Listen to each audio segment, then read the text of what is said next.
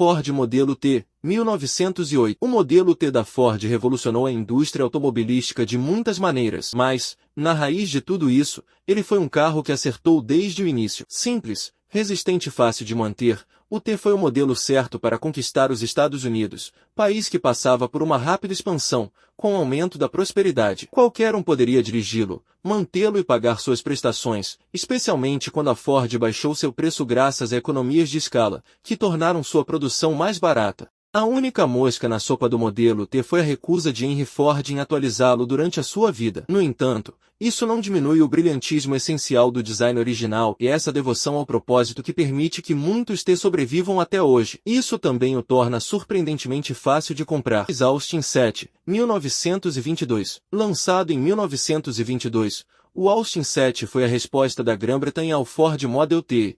Como seu equivalente nos Estados Unidos, o pequeno Austin captou a imaginação dos compradores. Era barato, tinha 4 lugares e foi deliberadamente projetado para ser um carro no sentido estrito da palavra, em vez dos ciclocarros que proliferavam na época. O 7 também foi bem-sucedido porque estabeleceu o arranjo de pedais agora familiar, com acelerador, freio e embreagem. Carros anteriores a ele tinha mais de 3 pedais. Uma caixa de câmbio manual de 4 marchas simples também era fácil de usar e o motor de 747 cm3 oferecia potência suficiente para ir e vir para os padrões da época, com seus 7 cavalos. No final da produção, em 1939, 290.000 haviam sido construídos e a potência chegava aos 23 cavalos. O 7 foi construído sob licença nos Estados Unidos, Alemanha e França. Tanto a BMW como a Nissan usaram o design como base para seus primeiros carros. Volkswagen Fusca, 1938. Das origens turbulentas antes da Segunda Guerra Mundial à constituição do que se tornaria Volkswagen no pós-guerra, o Fusca comprovou a excelência de seu projeto com uma produção duradoura, que foi até 2003. Em todo esse tempo, pouca coisa mudou além da capacidade do motor e de alguns luxos adicionais na cabine. A não ser por isso, o último Fusca a sair da linha em Puebla, no México,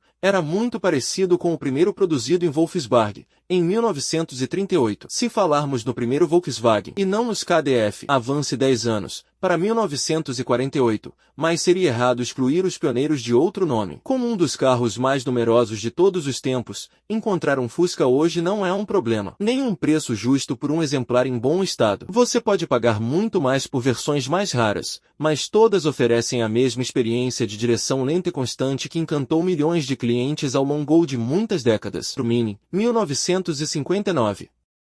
Depois de um início lento de vendas, o Mini nunca olhou para trás e ficou em produção de 1959 até 2000. Houve muitas variações sobre o tema ao longo dos anos, mas o apelo duradouro do projeto original provou o quão certo Sir Alex Guinness estava em sua execução de pensamento e design. Não foi só o estilo do Mini que o tornou um carro com amplo apelo. Sua engenharia foi de vital importância, já que o motor e a caixa de câmbio, ambos transversais, liberaram espaço na cabine para acomodar 4 pessoas com conforto. O Mini, 1959. Depois de um início lento de vendas, o Mini nunca olhou para trás e ficou em produção de 1959 até 2000. Houve muitas variações sobre o tema ao longo dos anos, mas o apelo duradouro do projeto original provou o quão certo Sir Alex Guinness estava em sua execução de pensamento e design. Não foi só o estilo do Mini que o tornou um carro com amplo apelo. Sua engenharia foi de vital importância, já que o motor e a caixa de câmbio, ambos transversais, liberaram espaço na cabine para acomodar 4 pessoas com conforto. Ele definiu o molde para os hatchbacks compactos modernos. A grana paga por um modelo original em boas condições vale cada centavo. O Jaguar E-Type, 1961. O Jaguar E-Type há muito tempo atingiu o status de mito automotivo. Ele nasceu clássico, desde o estilo aerodinâmico até o painel de instrumentos feito às pressas para levá-lo ao Salão de Genebra para seu lançamento. No entanto, devido à reverência de que ele já desfruta, é fácil ignorar o quanto o fato de ele ter acertado na mosca desde o princípio contribuiu para isso. A Jaguar casou seu mais do que testado motor XK de 3,8 cilindros e 6 cilindros com uma carroceria inspirada nos DTEP, de corrida. Ao vestir seu esportivo com uma pele elegante, a empresa britânica criou um rival para os Ferrari contemporâneos por uma fração do custo. Não admira que Enzo Ferrari tenha ficado tão impressionado com o E-Type. É verdade que a velocidade máxima anunciada de 240 km por hora, ou 150 milhas por hora, Era mais propaganda do que realidade, mas isso não prejudicou em nada um carro que ajudou a impulsionar o ritmo dos anos 1960. Ford Mustang de primeira geração, 1964. Seja com Steve McQueen em Bullitt ou apenas em um sonho de cruzar a Pacific Coast Highway, o Ford Mustang sempre incorporou os melhores ideais dos Estados Unidos. Ele contou com a chegada de adolescentes como um grupo capaz de dirigir nos Estados Unidos e encontrou mais de 1 milhão de compradores interessados nos 2 primeiros anos de produção após seu lançamento, em 1964. Barato para comprar, fácil de personalizar e ótimo para dirigir, o Mustang de primeira geração foi tudo para todas as pessoas. O único problema que a Ford tinha era substituí-lo, o que resultou em gerações sucessivas cada vez mais inchadas e flácidas até o modelo retro de 2005. Alfa Romeo Alfazud 1971. Esqueça todas as piadas sobre ser possível ouvir o Alfazud enferrujando logo ao sair da concessionária. Ele era um Alfa Romeo para todos que mostrava como um hatchback compacto deveria ser, antecedendo o Volkswagen Golf em 3 anos. Sua estabilidade impecável, que fazia o carro grudar no asfalto nas curvas, significava que você poderia aproveitar ao máximo o motor boxer de 4 cilindros, mesmo enquanto transportava a família com conforto, se a copiloto não exigisse que você maneirasse. Ainda que a Alfa Romeo devesse ter feito uma proteção contra a corrosão minimamente decente, isso não impediu que 387.734 Alfazuds fossem recebidos por proprietários ansiosos. Atualmente, ele é tão venerado pelo comportamento dinâmico entre os hatchbacks quanto pelo fato de custar pouco nos países onde foi vendido, o que permite a muitos uma entrada acessível aos encantos italianos ao volante.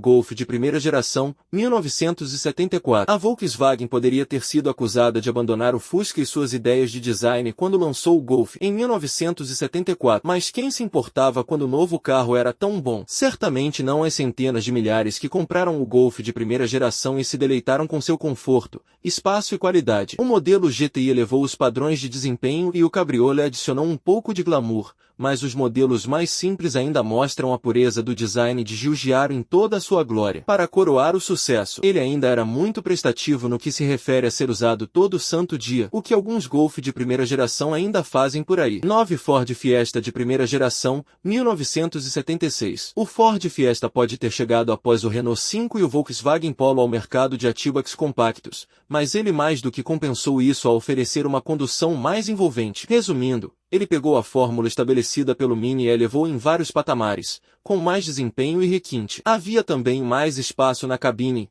ao estilo Ford no exterior. Muitos acabamentos e opções para escolher. O primeiro Fiesta foi um grande sucesso entre os compradores e viveu por 8 anos antes de ser substituído, provando o quanto o design inicial foi feliz. Dirigiam atualmente ganham uma lição sobre comandos leves, diâmetro de esterço curto e ótimo comportamento dinâmico. BMW i30 M3, 1986. O BMW M3 original, da série 30, foi concebido como um especial de homologação para levar a empresa alemã ao Campeonato Europeu de Carros de Turismo. Isso fez com que ele fosse especial por definição, mas o que realmente o caracteriza é o quanto a BMW acertou a mão ao projetá-lo. Seu equilíbrio dinâmico e sua potência funcionaram sempre em harmonia. A aparência resistiu ao teste do tempo, com seus paralamas quadrados e seu aerofólio traseiro. Houve evoluções subsequentes do M3 e 30, mas nenhuma se afastou da receita original. Todas foram feitas ou para homologar novas peças ou como um tributo àquelas que trouxeram sucesso nas corridas à BMW. O fato de este carro continuar tão venerado hoje mostra como ele mandou bem em 1986. Mazda MX-5, 1989. A Mazda foi a única grande fabricante de carros a ter fé no conceito de roadsters de 2 lugares nos anos 1980. Talvez por isso o MX-5,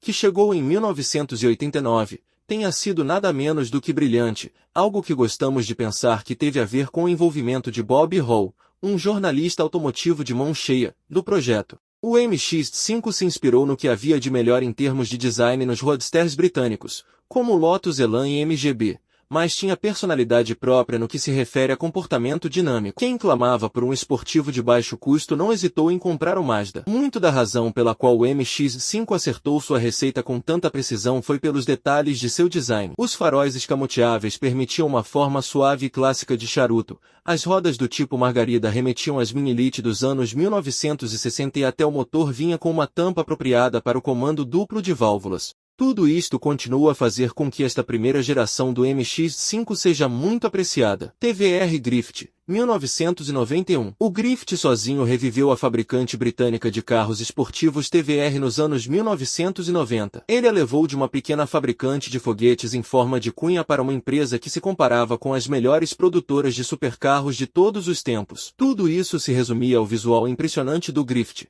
que era tão simples quanto delicioso. Inteligentemente, a TVR evitou as preocupações habituais sobre o encaixe das peças da carroceria de fibra de vidro. Fez isso escondendo as travas das portas nos paralamas da frente sob a soleira. Completando o gritante apelo do Griffith estava um motor Rover V8 ajustado pela TVR para render 243 cavalos. A potência foi melhorada para 345 cavalos quando o motor passou a ser de 5 litros, em vez de 4 litros, e todos são clássicos procurados por sua velocidade, som e estilo no Reino Unido. Subaru empresa WRX 1992. As estrelas das Pleiades se alinharam para a Subaru quando ela lançou a empresa WRX, batizado de Turbo no Reino Unido, em 1992. Surgia ali um carro rápido que não era um páreo dos seguros. Além disso, a marca começou a se dar muito bem no WRC com a chegada da versão com tração nas 4 rodas, ajudado imensamente pelo favorito dos fãs, Colin McRae. Do dia para a noite,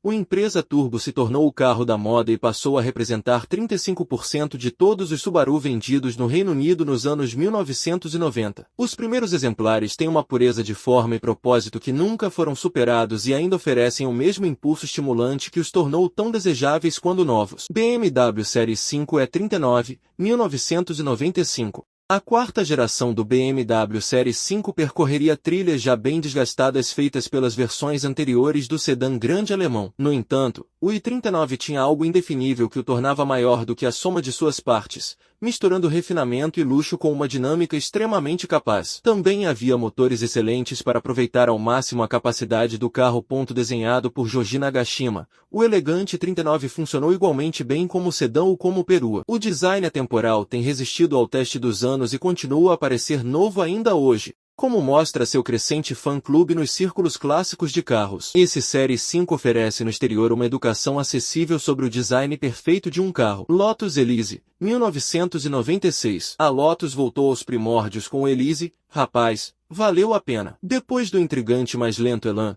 o Elise foi depenado em termos de luxo, mas isso proporcionou um enorme sucesso em termos dinâmicos graças ao seu peso de 731 kg e ao simples motor de 1,8 litro emprestado da Rover. Se o resultado final foi básico e focado no motorista, a tecnologia para chegar lá foi tudo, menos isso. A Lotus usou um chassi feito de alumínio extrudado e o colou em vez de usar solda ou rebites. Até mesmo os tambores de freio da versão inicial eram de alumínio para economizar peso. Tudo isso fez do Elise S1 um favorito duradouro entre os fãs de direção. Ford Focus de primeira geração, 1998. O primeiro Ford Focus é possivelmente o hatchback mais importante já fabricado. Ele delineia o ponto onde os carros modernos nesta classe começaram e definiu todos os concorrentes no setor desde então. O impacto do Focus pioneiro não pode ser subestimado, já que ele ofereceu a todos os motoristas exatamente o que eles precisavam, seja em termos de transporte familiar, negócios ou um pouco de emoção. Os motores que gostavam de girar, inseridos em um contexto de ajuste sublime de suspensão, sendo a traseira independente, tornaram o Focus uma delícia de dirigir e confortável ao mesmo tempo. O design exterior se destacou contra o de todos os rivais e foi inteligente na forma como empurrou as luzes traseiras para cima da carroceria,